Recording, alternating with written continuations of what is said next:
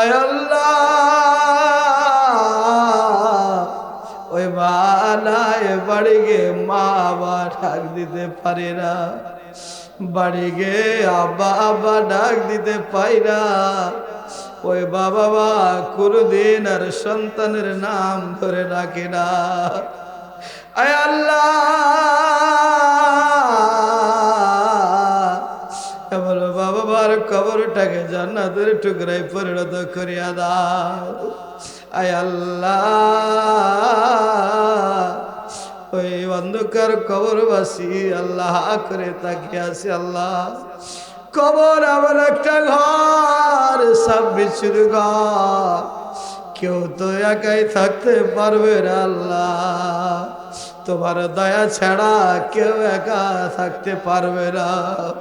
আয় আল্লাহ, মেহেরবানি করে কবরবাসী গুলোকে মাফ করিয়া দাও। আয় আল্লাহ, শরীরের এত যত্ন নি, মৃত্যু হয়ে গেলে 6 দিন পরে নখগুলো খসে যাবে। আয় আল্লাহ, সমস্ত বাড়ি পোকার খাদ্য হয়ে যাবে। আল্লাহ, আয় আল্লাহ, মেহেরবানি করে তুমি তোমার মুমিন বান্দাদের লাশটাকে হেফাজত করিও। আল্লাহ, আয় আল্লাহ তাআলা, তোমার খুদি পাই গুনাহগার বান্দা আল্লাহ, তোমার শাহী দরবারে দুইখানা ঘোরা ভরা হাত তুলেছি। আল্লাহ, মেহেরবানি করিয়া আমাদের গুনাহ খাতা তুমি মাফ করিয়া দাও। আয় আল্লাহ, তোমার আযাব সহ্য করার মতো আমরা কারো ক্ষমতা রাখি না। আল্লাহ, আয় আল্লাহ,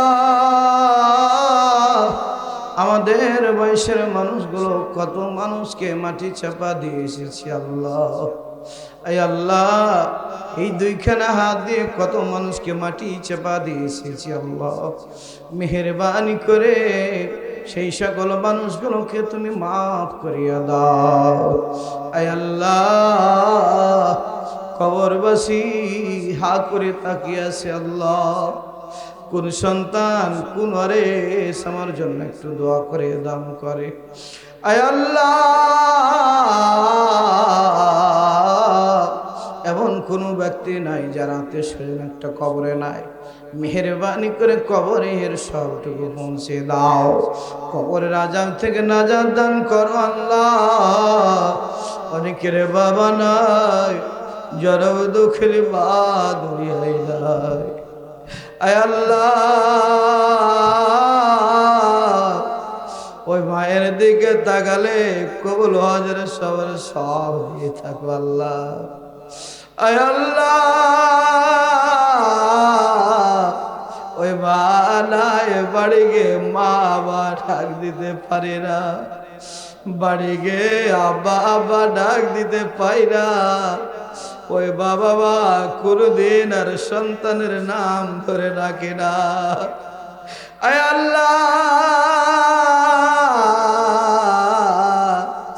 বলো বাবা মার কবরটাকে জান্নাতের টুকরায় পরিণত করিয়া দাও। আয় আল্লাহ, ওই অন্ধকার কবরবাসী আল্লাহ করে তাকিয়ে আছে। আল্লাহ, কবর আমার একটা ঘর, সব বিচ্ছুর ঘর, কেউ তো একাই থাকতে পারবে না। আল্লাহ, তোমার দয়া ছাড়া কেউ একা থাকতে পারবে না। আয় আল্লাহ, মেহেরবানি করে কবরবাসী গুলোকে মাফ করিয়া দাও। আয় আল্লাহ, শরীরের এত যত্ন নি, মৃত্যু হয়ে গেলে 6 দিন পরে নখগুলো খসে যাবে। আয় আল্লাহ,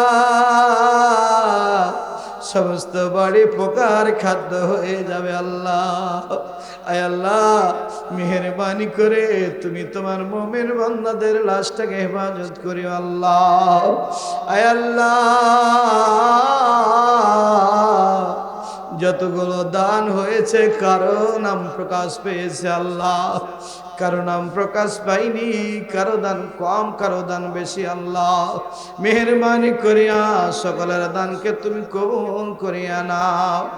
আয় আল্লাহ, আমাদের সঙ্গে মা বোনেরা আছে আল্লাহ, সরল মনে অবলা মনে মা বোনেরা আছে আল্লাহ।